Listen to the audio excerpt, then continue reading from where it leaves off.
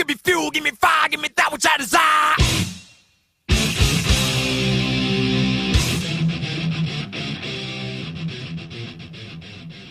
Hey everybody, welcome to episode 1 of Metallicast, the Metallica Podcast.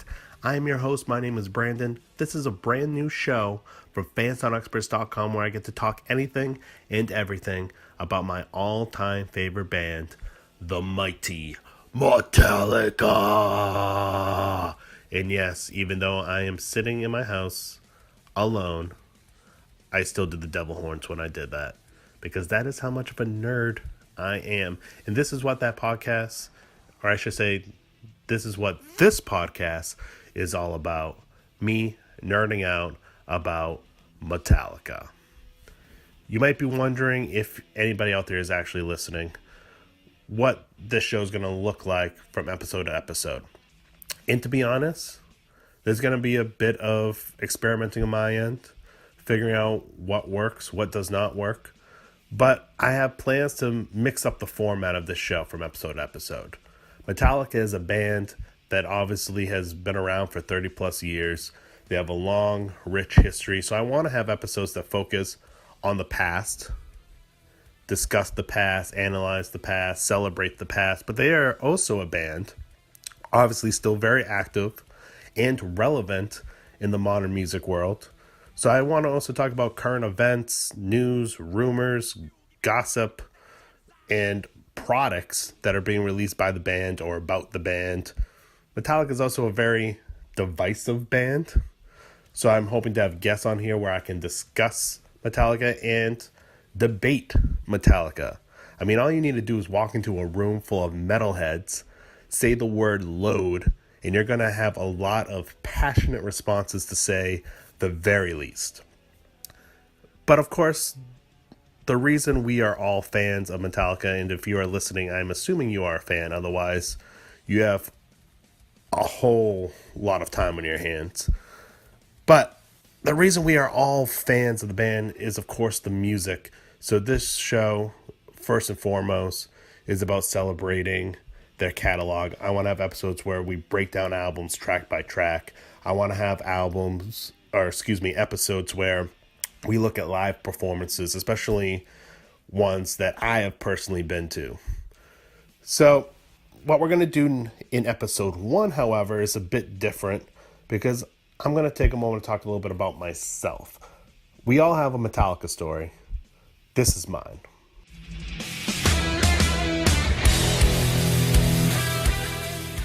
So I have this memory. I was probably in first grade. I was living in Massachusetts at the time. I was in my parents' basement. It was finished. We had, living room set in there, TV, and I have 2 older brothers. I'm the youngest of 3. And my 2 older brothers were watching MTV. And I remember the Enter Sandman music video coming on. Full disclosure, I am 32 years old. So if you do the math, I was born in 1985. So I was 1 when Master Puppets came out. So I'm not going to sit here and claim that I go back to the early club days, because that is humanly impossible for me to claim. So like most people, my introduction to Metallica was the Black Album, specifically their biggest song, Enter Sandman. And like I was saying, I have this memory of seeing the video on MTV when I was probably in first grade. And I remember, even at that young of an age, even though I was a little creeped out by the old man, even though I was a little freaked out by the snakes crawling on the young boy, the song hit me, had an effect on me, and it got stuck in my head. And slowly but surely, I heard other songs from the album, whether it was because my brother was watching MTV or because I was at my next door neighbors and my friends' older siblings was listening to the album, and I became attached to this band and to this album.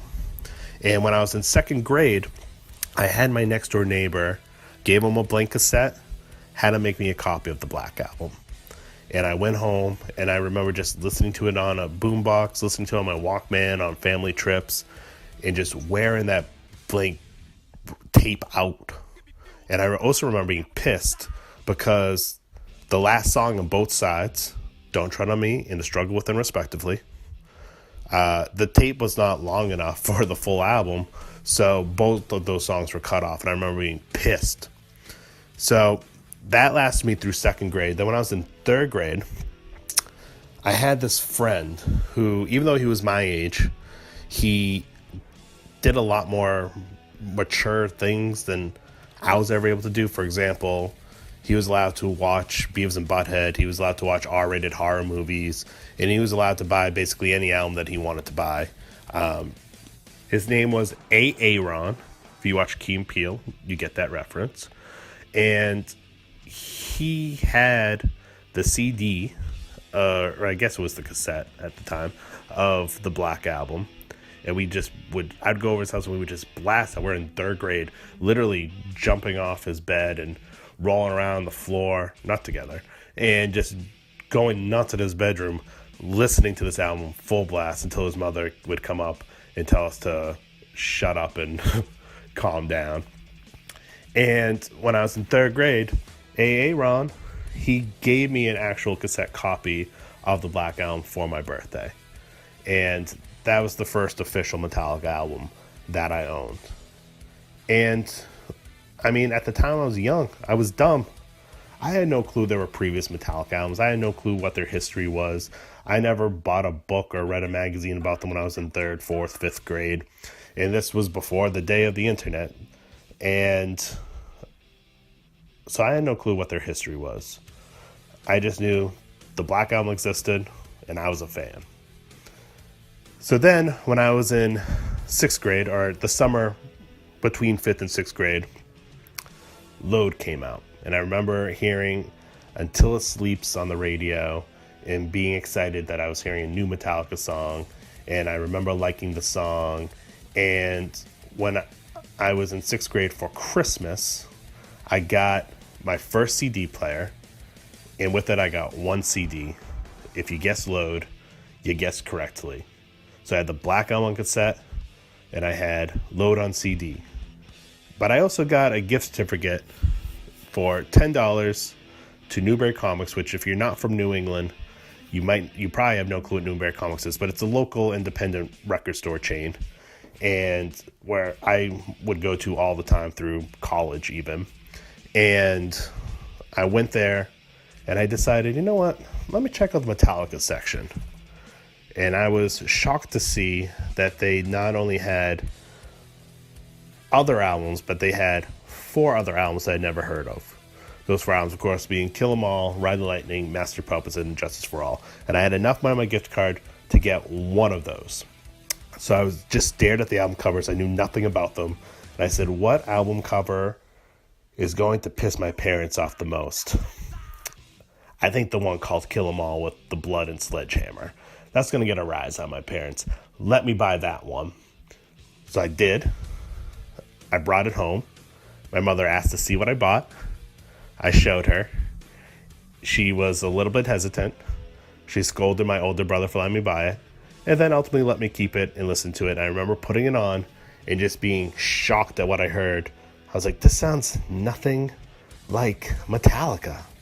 I remember looking at the album cover and seeing, 18, 19-year-old James Lars and be like, they look completely different than the guys I see in Load, which, if you're familiar with the Load album cover, that is like a whole other discussion for a whole other episode, but definitely looks like 2 very different bands. And I'm looking at the band member names, I'm like, who is this Cliff Burton guy?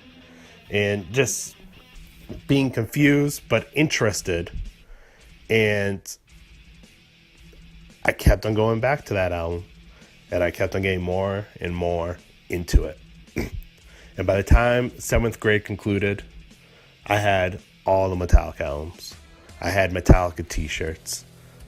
I was fully into Metallica, which really changed my life in a lot of ways, because Metallica got me into so many other bands and artists, metal and non-metal.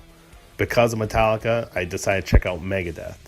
And then as I got older, my taste got heavier, which I think usually happens. So then it was Slayer, then Pantera, and then all the way into more modern metal bands and black metal and death metal and other more extreme forms of metal. But at the same time, I checked out bands and artists like Nick Cave and the Bad Seeds and Tom Waits and others because of Metallica.